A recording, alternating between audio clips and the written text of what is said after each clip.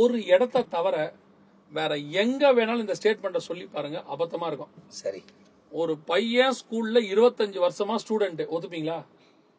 Chance கிடையாது. இல்ல, ஒத்துக்க முடியாது. ஒரு பேஷண்ட் ஹாஸ்பிட்டல்ல 25 வருஷமா பேஷண்ட், ஒத்துப்பீங்களா? இல்ல, முடியாது.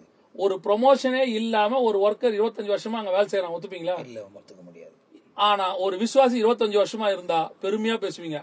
இவரு சபா ஆரம்பிச்ச காலத்துல இருந்து இங்கதான் இருக்கிறார், எங்க அப்பா காலத்துல இருந்து இருக்கிறார். என்னதான் பண்றாரு அவருங்க? வளர்ச்சி அடையாம. சரி. ஒரு விசுவாசிக்கு ஒரு சபையில 5 வருஷத்துக்கு மேல என்ன வேலை? அவனை ரெடி பண்ணி அனுப்ப வேண்டியது யாருடைய பொறுப்பு? சபையுடைய பொறுப்பு. அப்ப எப்படி காஸ்பல் போகும்? அதுதான் கான்ஷியஸுக்கு இப்ப இருக்கக்கூடியவர்கள் வரணுமே. அதுதான் சொல்ல வரேன். இப்போ ஒரு நீங்க ரெடி பண்ணி அனுப்பிக்கிட்டே இருங்க ப்ராடக்ட். அவன் எவாஞ்சலிஸ்டாவோ தீர்க்கதரிசியாவோ அல்லது வந்துட்டு ஒரு போதகனாகவோ மெய்ப்பனாகவோ வெளியே போயிட்டே இருக்கட்டும். ஒரு கூட்டம் போகும், இன்னொரு கூட்டம் வரும். சரி. அப்பதானே உங்களுக்கு சபை போகும். இன்னைக்கு இந்தியாவுடைய நிலைமை என்ன? 3% தான் அக்கார்டிங் டு நம்மளுடைய இதுபடி, ஸ்டேட்டஸ் படி 3%. ஆனா சர்ச்சு மட்டும் பாத்தீங்கன்னா 10,000ல இருந்து 1 லட்சமா மாறி இருக்கு. ஆத்மா இன்க்ரீஸ் ஆகல. சரி. சர்ச் இன்க்ரீஸ் ஆயிருக்கு. அப்படின்னா என்ன அர்த்தம்? நிறைய சர்ச்சை ஆரம்பிக்கிறாங்க, ஆத்துமாக்களை அறுவடை செய்யறாங்க. ஆத்மா ஆதாயமே நடக்கல. கண்டிப்பா. சபை உடைஞ்சுதான் பெருகுதே ஒழிய பலிக்கு பெருகல. சரி. உடைஞ்சு பெருகுது. அப்ப இந்த விசுவாசிய நாம ரெடி பண்ணி, உனக்குள்ள பலன் என்ன, கர்த்தர் உனக்கு என்ன வச்சிருக்கிறாரு, ஒரு விசுவாசி சீஷனா மாறணும். ஒரு சீஷன் ஊழியனா மாறி வெளியே போகணும். கண்டிப்பா. ஏன்னா இயேசு கிறிஸ்து அழைக்கிறது அதானே, நீங்க சகல ஜனர்களையும் நம்ம சீசனே ஆக்கல. அவனை கடைசி வரைக்கும் விசுவாசியாவே இருக்கணும்னு நினைக்கிறோம். சரி. அதுவும் யாருக்கு? நமக்கு விசுவாசியா இருக்கணும். அவர் விசுவாசம் உள்ள ஊழியக்காரர்.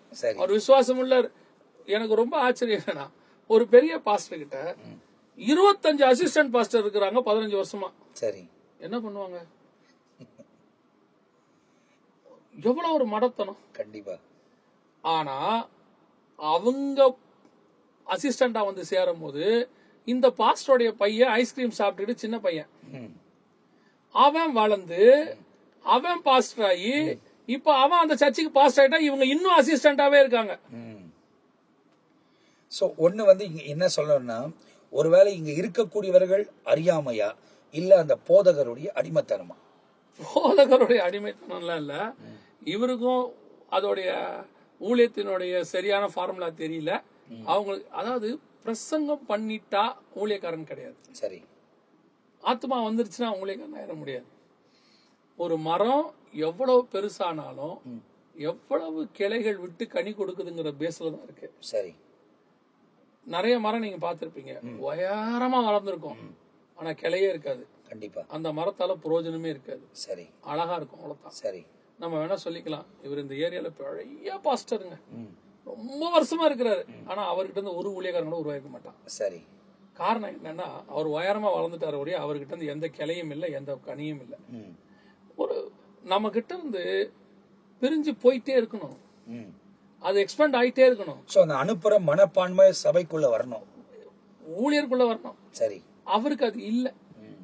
அவரு அதாவது ஒருத்தன் ஊழியத்தை விட்டு போறான், ஊழியத்துக்கு போறான், நம்ம சபையில இருந்து நம்ம ஆசீர்வச்சு அனுப்புறோமா, சபிச்சு அனுப்புறோமா?